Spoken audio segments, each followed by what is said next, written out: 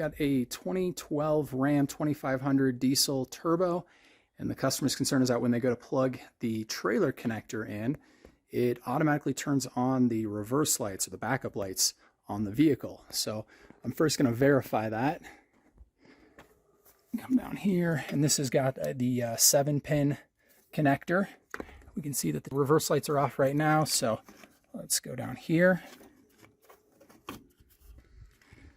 There we go. I've got the reverse lights on. We've got the harness that comes back, and it goes to this little battery box with this junction. The battery is disconnected. Also, doesn't appear to be in great shape. Needs to be cleaned here. But the battery is totally disconnected, which means that the power can't be coming from here and causing these reverse lights to come on. Instead, it has to be a power supply from the vehicle that's back feeding through the connector here, through the trailer connector, and coming back and causing those reverse lights to come on. So I want to address that, but the first thing I want to do is I want to verify and I want to make sure all the lights on the truck are working as they should before I get into this trailer. All right, so I've gone through and checked all the lights, and most of them are functioning, everything on the front, but there's two that are not. So again, I've got the trailer connector unplugged. So go ahead and give me reverse lights. So we've got key on, engine off, and you're in reverse right now? Yep. Okay, so you can see that reverse lights aren't coming on, and you do see the brake lights that are on, and if I go up here to that third brake light, you can see that that's not on as well. So those are the two things that are not working, the third brake light and the reverse lights on the truck. I'm working with two problems here, but they're related. The backup lights don't come on when you go into reverse, but they come on when you connect the trailer connector. Here's the wire diagram. The backup lights always have ground. That means they need to receive a positive to work. At the top is the TIPM, which stands for Totally Integrated Power Module. This supplies the positive power to the backup lights. Here's where the trailer connector goes. When it's connected, the backup lights turn on, which tells me both bulbs are good, the grounds are good, and this section of wire is good. For the bulbs not to come on in reverse means I could have a problem in this section of wire, which includes two splices and an inline connector. The TIPM could be defective, or the TIPM could be missing a signal it needs, such as the output from the transmission range sensor. Notice the inside rearview mirror also receives the backup lamp signal. Now this could be for a segmented display on the mirror that tells you you're in reverse, or if the rearview mirror has a backup camera built in. A quick way to get more on this problem is to check the rearview mirror. If it registers you're in reverse, that means the transmission range sensor is good, the TIPM is good, and the wire here is good. I'd know the problem is in the wire between these two splices. But if the rearview mirror also doesn't register you're in reverse, then the problem could still be in the range sensor, the TIPM, or the harness between these 2 points. I want to make note of something here, and that is that these TIPMs are known to go out. Dodge, Ram, Jeep, Chrysler uses underpowered transistors, known as drivers, inside these TIPMs, as well as many of their other modules. And these underpowered transistors also don't have good internal overload protection. So a short to ground in this harness can permanently damage the transistor, a non-replaceable part, requiring replacement of the entire TIPM. If the manufacturer just put an inline fuse right here, it would protect the transistor, but they didn't. It's scary to see in this wire diagram there are no fuses in this entire circuit. Okay, so I'm going to go to put the key in, and I just need key on, engine off. Okay. And you can see my brindle down there, so I'm going to move the shifter. And as I do that, I do see reverse. Now, I don't know if that's, I believe on this vehicle, 2012, that's probably not cable anymore. Those were on older vehicles. So that should be a signal to the instrument cluster to show that that's in reverse. So that gives me hope that the transmission range sensor is working. But I also notice on the, got my partner back there who's working there. But if you see here, when I go to park and then I come down to reverse, the backup camera comes on. So again, that gives me hope that the transmission range sensor is working correctly if it's getting the signal from there. Now, as for the rear view mirror, when I come up here, this mirror does not have the feature of showing me what gear I'm in, what I've selected from my lever. So unfortunately, we can't we can't use that for information. But I do at least have feel good that the transmission range sensor is working because because this goes into the backup camera, and because over here in my display it does show me reverse. All right, so the first thing that I'm going to do is I'm going to get into the TIPM here, and I'm going to look for C5, that's my connector, so connector 5, pin 15, a white with red wire, and I'm going to feed power through this circuit and see if I can get these reverse lights to come on. So up here, this is the TIPM, which is the fuse box, and then built into it is the control module, and that's why it's called a TIPM. It's a totally integrated power module. It integrates both the fuse and relay box with a controller or a computer underneath. To do this, I'm probably not going to be able to get it on camera, but you can see that there's a little tab right down there. There's another one over here, and there's two on the back. So I'm just gently going to squeeze those tabs and pull this whole thing up. All right, with those tabs squeezed, I can now pull this up, and now I have access to the underneath side. You can see we've got a bunch of different connectors down here. So I need to look at service information to find out which one is C5. I found a connector view, and this connector right here, get that there, this one here, this is C5. So it's that one there. And I verified that. I pulled up another wiring schematic here. So here's connector C5.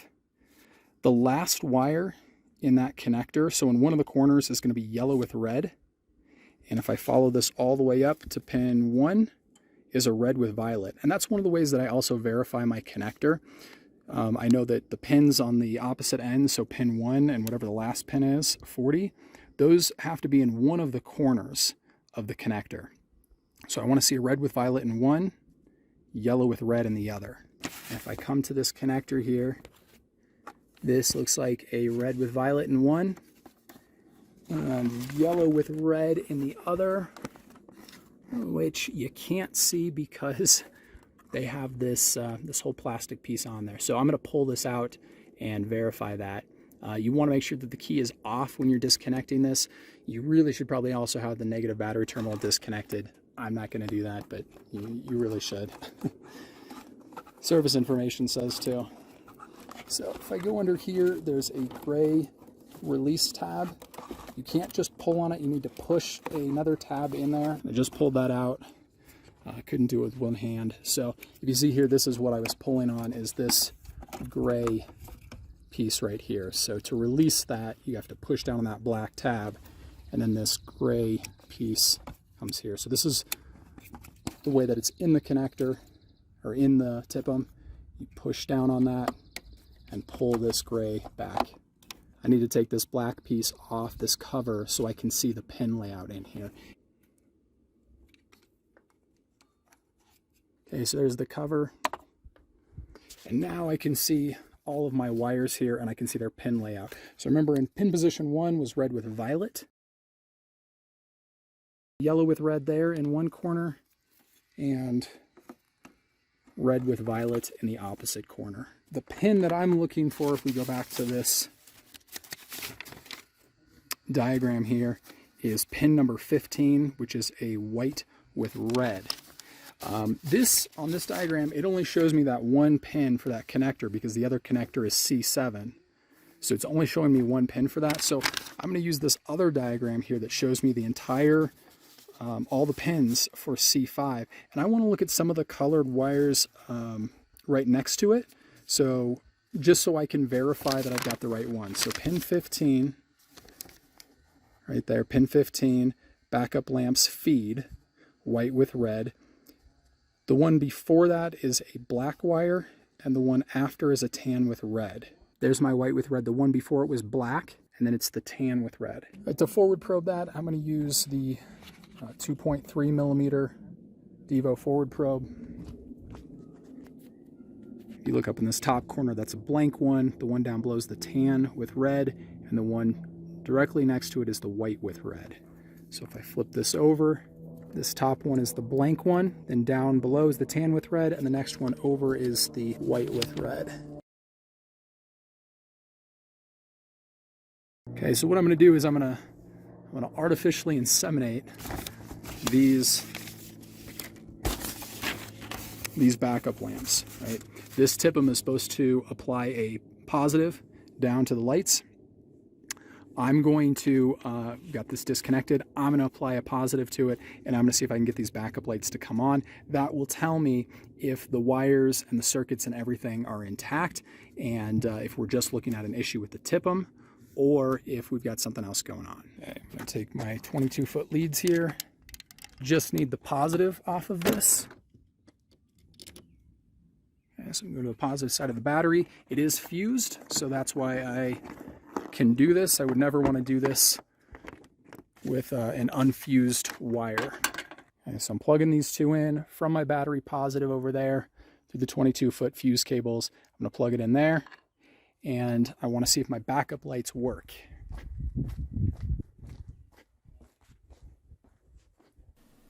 And both reverse lights are on. While it seems like a good thing, it's actually the worst case scenario for the customer. It means they need to replace the TIPM, which is the most expensive repair. I've disconnected C5 from the TIPM, and using the DYVO Monster leads, I've applied power to pin 15. Because the reverse lights come on, that means this entire circuit is good. The wire is intact, splices are good, and the inline connector is good. That leaves only the TIPM as the suspect. The next step is to verify directly at the connector the TIPM isn't outputting a signal. And to do that, I'm going to take this off right here and take this out. I'm going to put this connector back in.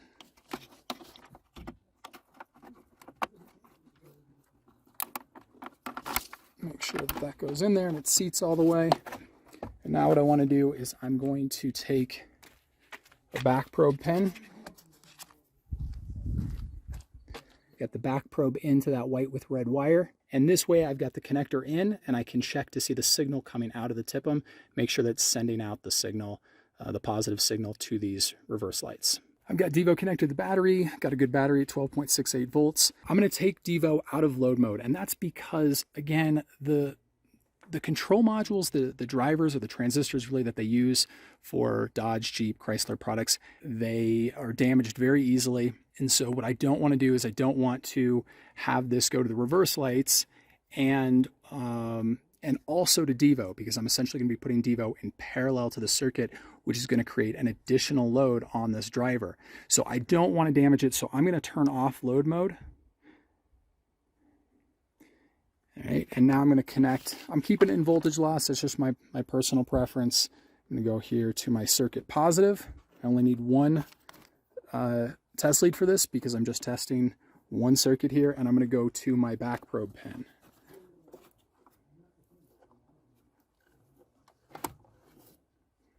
Okay, and all I'm looking for is see if that LED is going to change and see what the number is. So let's do key on, engine off.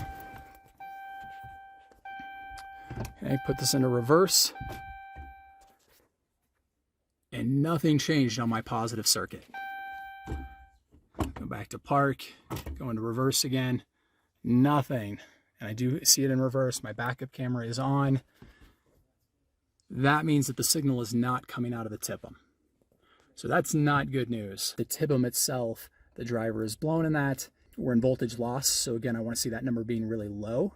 So I should see a low number. If you want to see the voltage available, let's switch to that. You can see we only have 0.15 volts available, and I get a red LED. So there's no voltage coming out of that TIPM. All right, now before I go any further with replacing the TIPM, I'm going to go through this and just check my fuses and make sure that all my fuses are good within the TIPM. I still have the key on, engine off. I'm going to put DYVO back into load mode. And I'm just going to look as I test these.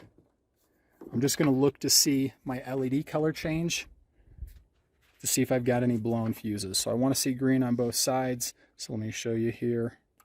So there's green there and green there. That tells me that fuse is good. So green and green, green and green. I'm just going to go through each one of these. All right, so I've tested all the fuses with the exception of these, which I've done a visual inspection on to make sure. And there was one fuse that's blown, and it's this fuse right here. I'm going to show you one side of it there. And I get my green LED. And now let me go to the other side of it.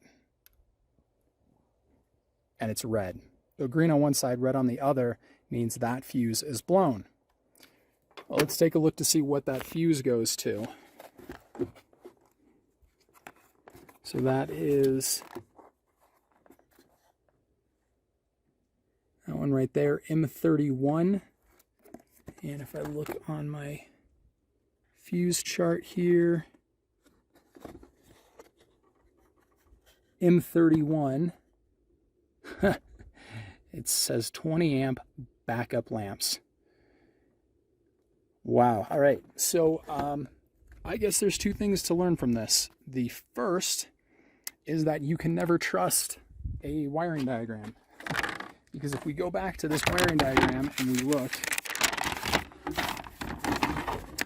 there is no fuse shown on this wiring diagram whatsoever. There's no fuse. Fuses are almost always at the top, and there's no fuse shown in there. Now, it does say hot at all times, and the fuse could be up here that comes from, so that could very well be a possibility, but there's nothing shown here from the backup lamps specifically. So number one is you can't trust every wiring diagram, and there could of course be inaccuracies. And number two is, you know, maybe just starting with fuses and going through verifying fuses first is always a good step. I skipped that here, but this is a good reminder that checking fuses as one of your first steps is can always be a good thing. So I'm going to go ahead and I'm going to, I want to see if this fuse, I don't want to just put a new one in because I don't want to just blow a new fuse. So there's a cool trick that we can do here with DYVO to verify if this fuse, if a new one will blow. Now, the reason that a fuse blows, let's take a look at this fuse here. Yep, you can see that for sure. The reason that a fuse blows is because too much current goes through it. And this is a 20 amp fuse, which means that greater than 20 amps went through it. It could be from the trailer. As the customer said, when he plugs in the trailer connector, it backfeeds. So maybe something from the trailer end is what blew that. And the trailer is currently not connected. So I first want to see if the short is on the vehicle side or not. So I want to leave the trailer disconnected. But as I said, there's a cool technique that we can do here using DYVO to see if a new fuse is going to blow. Rather than just grabbing a new one and putting it in and having it blow and keep going through fuses, what I'm going to do is I'm going to switch my test lead here to the negative side. And I'm going to grab another forward probe. So this is the same one, the 2.3 millimeter forward probe. And I'm going to go in and test this fuse. Now, I believe that this side here was the positive side. And in fact, let me verify that. I'm going to put this one back in here, take off my back probe pin, and I'm going to connect this down here. I can do this with one hand. Okay, connected. Yep, there's my positive side into the fuse. So let me check the other side. Right. There's no positive, and we shouldn't have a positive there because the way the fuse works is that we only have positive that comes in on one end of the fuse, it travels through the fuse, and it comes out the other side. And as I said, fuses should last the life of a vehicle. It's not like fuses just go bad over time. The only reason a fuse blows is because too much current went through that fuse. So we need to figure out why that happened. If it's an all the time issue, we're putting a new fuse in, it's going to blow, or if it's an intermittent problem. So again, back to this here. This is the side that doesn't have power to it, so this is the output. And what I'm going to do is I'm just going to change my test lead from the positive side to the negative side. And what I'm doing is I'm looking to see if I have a ground on this side of the fuse. I can see here that I get a red LED, which means I don't have a good ground, and I have 12.51 volts lost, which means I have absolutely no ground on this side. That's good news. That means that the short is not present right now. So if this went green and I had a really low number there, or that number dropped at all, that would mean I would have some sort of connection to ground. That would mean that the short is present right now. But since it's not, that means the short is not present, so I can safely put a new fuse in, and it should not blow.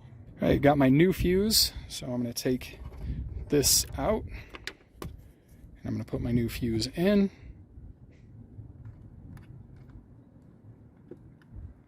Now let's see if those backup lights work. It'd be very strange if they did, but again, that fuse was not shown on the diagram, so who knows. So let's go into reverse. Okay, and now let's check these backup lights.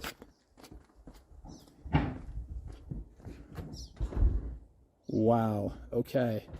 So that diagram is very much wrong, because we now have backup lights. So all that came down to was a blown fuse. Now we have to figure out why the fuse blows. What's causing that could be an intermittent issue that would be hard to chase down, and also have to figure out the trailer, why when we plug that in, we're getting that to backfeed, and if that's causing the fuse to blow. All right, so because this may be blowing because of that trailer light, or the trailer connector and something on there, I'm going to pull this fuse back out, and I'm going to put DYVO back in.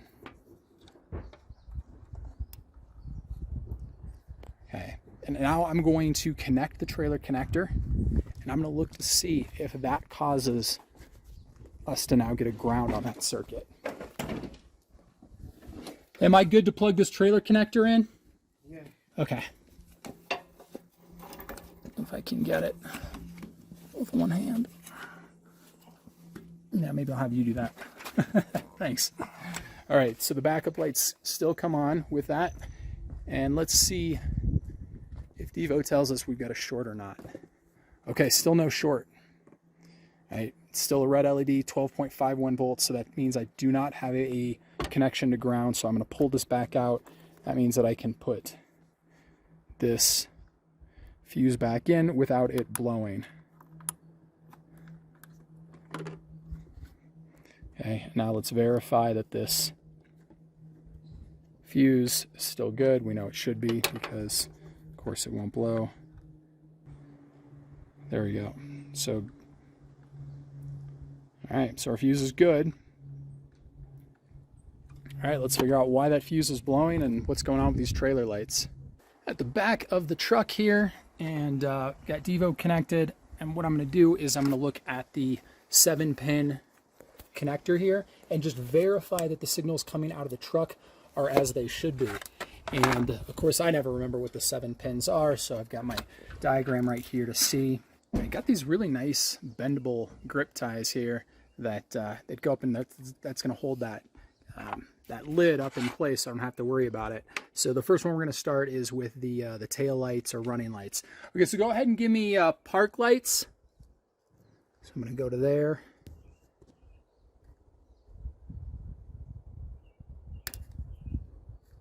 I think you may have to do key on, engine off.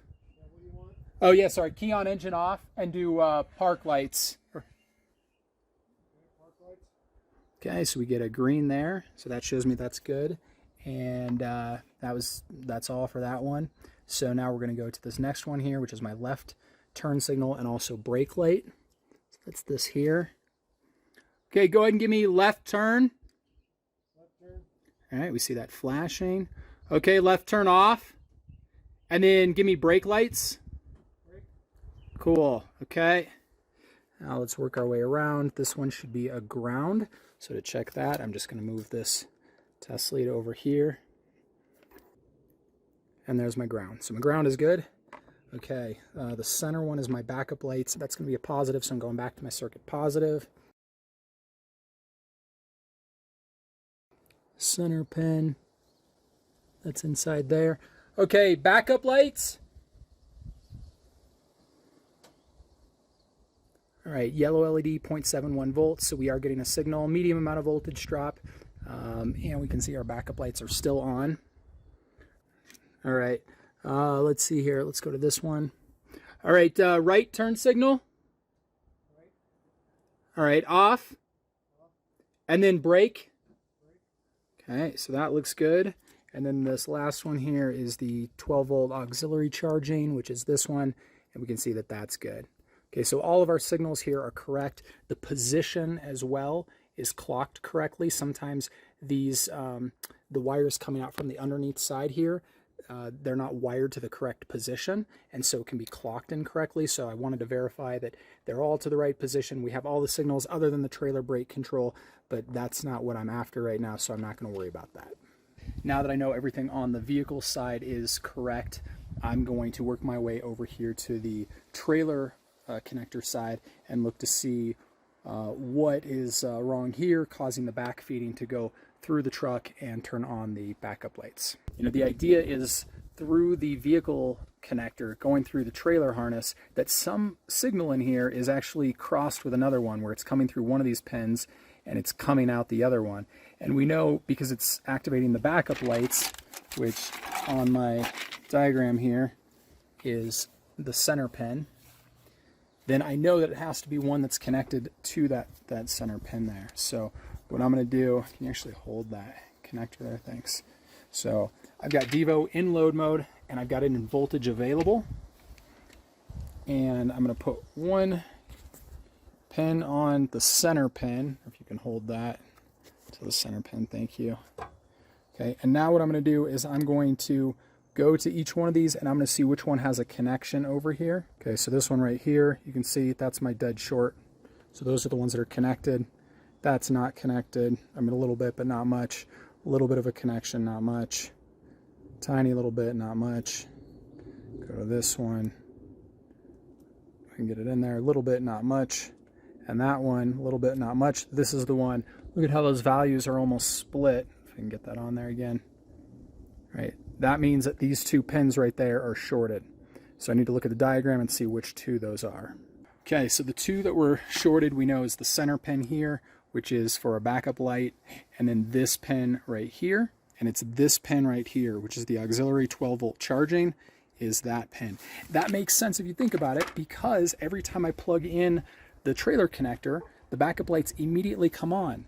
And the only one that would allow to happen is the 12 volt, because the 12 volt is always hot. So that 12 volt always comes through here and then is shorted on the trailer side and is outputting here, because they're connected, they're shorted together, causing the backup lights to come on. And you can see again, if I go with my lead here and I go to this 12 volt positive, oh, sorry, it's on the other one right there, because it's opposite on the truck versus the trailer side. You can see that I have 12 volts there. So that's one that's always hot coming through and then shorting to my backup lights. So now what we want to do is we want to come through here, all these wires over here, and figure out which wires over here are connected to which pins on the connector here. So since these two are shorted, actually, if you can hold that again, thanks. I'm just going to pick one of these. It doesn't matter. I'm going to pick that one because it's easier to hold. And then I'm going to come over here. And we went through and we tested all these. I'm going to save you the time on that. We found that this black and purple wire are both the same. Okay, so I'm on this black wire.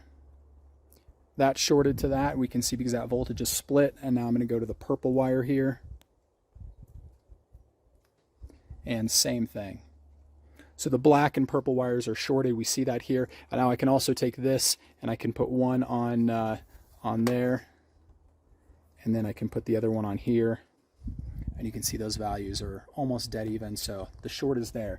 Now if I look at these two here, we've isolated these two wires from each other, and if you look, they go back into this through that grommet there and up through the box. So that means that the short has to be somewhere in this harness, or most likely in this connector somewhere. So we're going to take this apart and see if we can find it.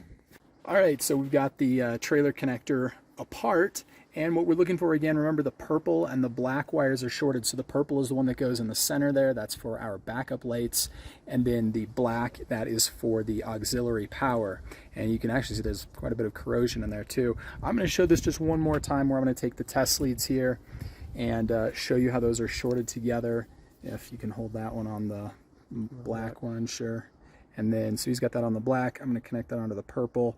And you see DYVO, I'll take one of them away. You can see we get a complete split, which means open. And as soon as I touch it there, you see that dead even short. So that means that those two are shorted. What I was looking for was any of these copper strands that maybe didn't get all the way into the hole, into that screw terminal, and they were, you know, it was touching each other between that purple and black, but we don't see that at all. So what we did is we followed these little wires up, and you can see there looks like there's a little bit of a burn mark inside there, and that goes to, yeah, just right there. And that goes to this light assembly out here that's never worked, or at least wasn't working when we tested it. But yeah, you can see where that damage is right there, where that burned. That's where the short's coming from. Also get a pretty good smell out of that. So now what we're going to do is we're going to go ahead and trim all of the wires around here, because this isn't working anyways. We don't even need that. So we're just going to trim all those wires and then make sure that the short is gone after that. All right, so we just cut the red one off of that terminal, and let's get our test leads here. Okay, so with that one cut, we go between these, and you see no short. We want to see those numbers as far apart as possible, which tells us there's an open between there, and that's what we get. We don't want a connection, so by clipping that one, that confirmed that the short was inside this guy right here. So while we're putting this connector back together, I do want to mention one thing, and that is that it's possible that because the short inside that trailer connector could have caused the fuse to blow, the backup fuse in the fuse block. It's possible it could have caused that to blow. There's also a possibility that somewhere in the harness, either on the vehicle side or on the trailer side, there could be another short that caused that fuse to blow initially, and that could be an intermittent short we could see again. So just something to kind of keep in mind. We don't know if we've actually fixed that, and he just got the trailer connector plugged in and no backup lights, so that problem is fixed. What happens if you need to test the lights all the way at the end of the trailer? So we've got to extend this whole way, and we saw that the 22-foot cables for this were fine to reach the trailer connector here between the vehicle and the trailer. But if we needed to get all the way to the back, and it's actually really simple to do, we've got these connectors right here. You can see these are female to female banana connectors. So all I'm going to do with these is I'm going to take my 22-foot leads. Those go right there. And now we can extend our 22-foot with another 22-foot cable. So I can come right up here. This is my 22-foot. Plug these in. All right, just like that. So easily got those connected. And then here, now we have a total of 44 feet.